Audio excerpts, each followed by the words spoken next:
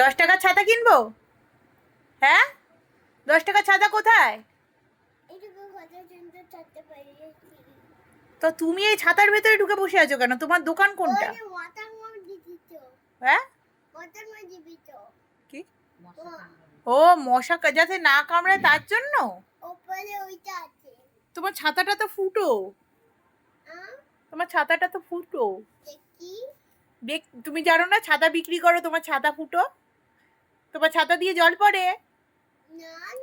এটা কি পুরোনো ছাতা না নতুন ছাতা? তাই 40 টাকায় ছাতা পাওয়া যাচ্ছে নাকি? এই ছাতাটা খুব সুন্দর। এটা কোথা থেকে এনেছো তুমি এই ছাতাটা? দার্জিলিং থেকে? ও, তোমার ঠাকুমা নিয়ে গেছিল তোমাকে দার্জিলিং এ? ও, দার্জিলিং থেকে এনে 40 টাকায় বিক্রি করছো? কোনটাকে?